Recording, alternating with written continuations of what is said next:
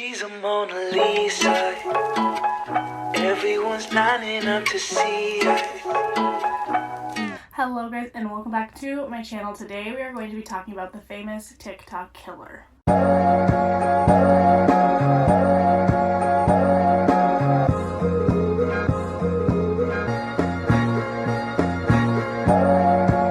So, we are talking about Isabella Guzman today. At the time of the crime, she was 18 years old, and this took place in Aurora, Colorado. Growing up, Isabella never had a good relationship with either of her parents, and she didn't have a good relationship pretty much from the start. Her parents got divorced when she was young, and the court ordered her to live with her mother. When she was 7, her mother just couldn't handle her attitude or what she was doing anymore, so she sent Isabella to go live with her father. Eventually, she returned home with her mother, and when she came back, her attitude was no different. She was still the same Isabella that her mom had been dealing with prior. Isabella also never did well in school. She never failed, but she didn't have the best of grades. She constantly was missing school. Her attendance was horrible.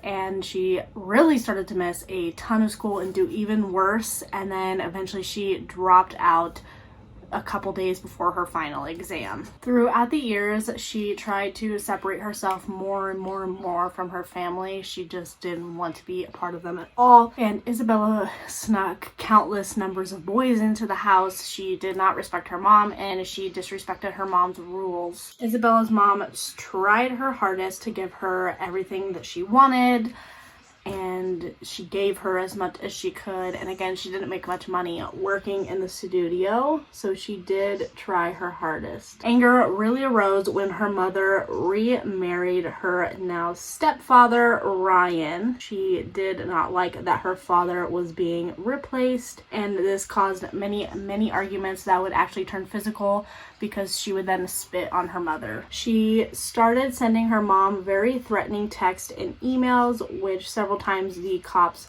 would be called, and her mother just became extremely terrified of her own daughter. And one point when the cops were called, she was very afraid that Isabella would go through with the threats that she was sending her mother. On August 28, 2013, the cops were called again for threats that she made against her mother, and this caused a huge argument uproar. Afterwards, Isabella went up to her room and wrote her mother a very long, threatening email. In Isabella's words, she told her mother that she would make up for what she had done.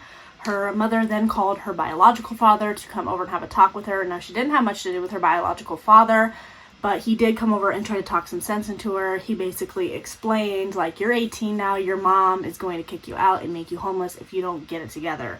And he thought that this got through Isabella's head, but the entire time Isabella was actually just planning her next move, which comes out in the next couple of hours. So Isabella's biological father left with confidence, and Isabella went up to her room that night as she normally did, and she just was doing whatever. Her mom and stepdad were downstairs in the living room watching TV when Isabella's mother said that she was going to go upstairs and she was going to hop in the shower, and then they were going to meet each other to go to bed that night. Ryan was still downstairs while his wife went upstairs to go shower, and he heard the water turn on, and then he suddenly heard a thud followed by banging, screaming, muffled yelling. He quickly ran upstairs to the door being slammed in his face by Isabella. He tried to get the door to open. He tried pushing Isabella out of the way, but she quickly overpowered him and won the fight with the door.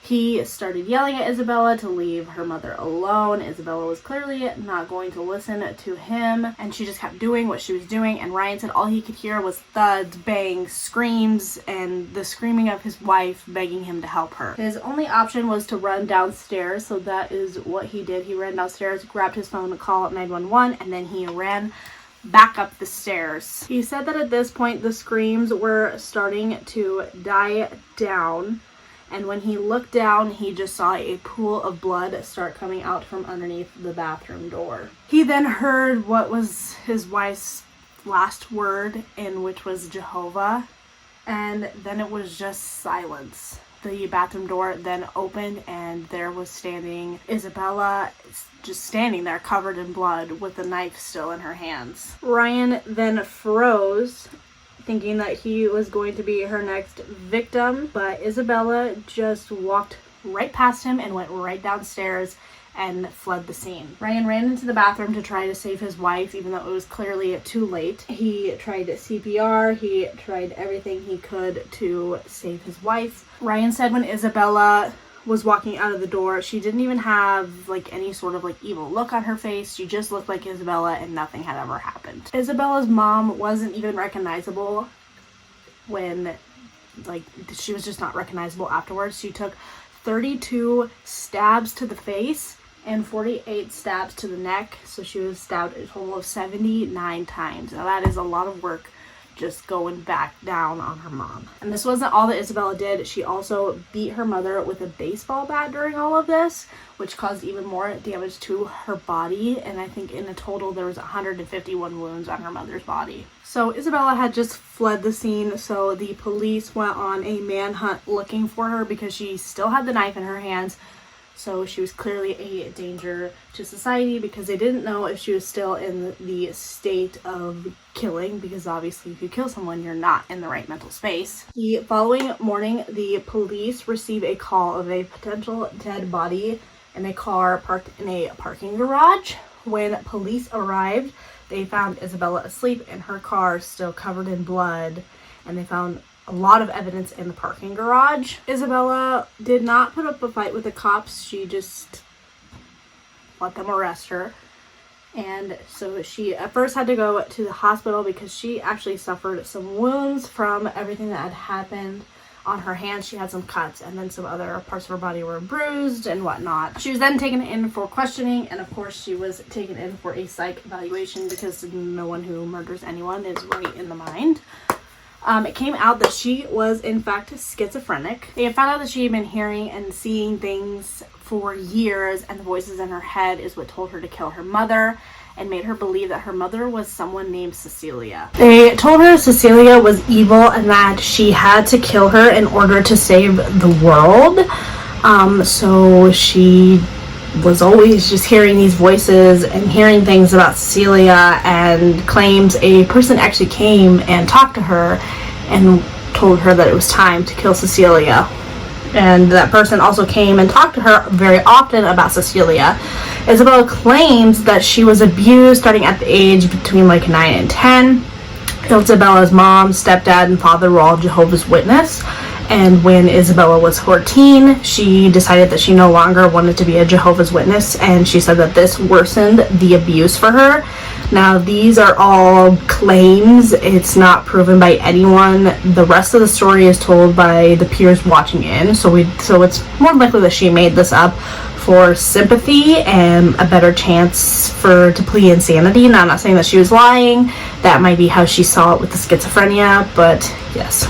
And so she became famous on TikTok not long ago just because she had these unique face expressions, and she was trying to communicate with the camera in her own way. And if you have not seen the footage, you can look it up and see it. She just like makes these things like weird little hand structures for the camera. Like, I don't know if I kind of saw it as, look, I'm not crying, like she doesn't feel bad in them.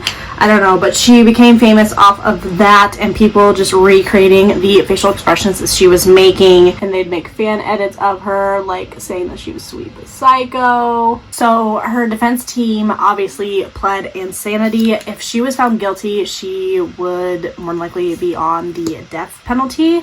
She claims that she was not guilty and that she can't even recognize herself when at the time that she had done those things. And she was in fact found not guilty by reason of insanity and was sentenced to a psychiatric ward where she still is today, and it is up to the doctors and staff to determine if she is ready to go back into society.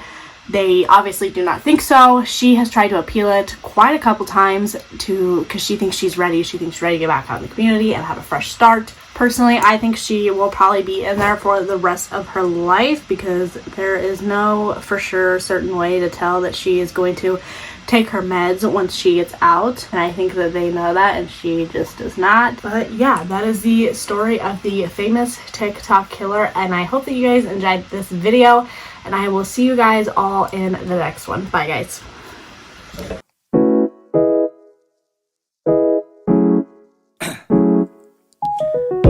Down, yeah. I've been feeling so down, yeah. Can you tell me why? Can you tell me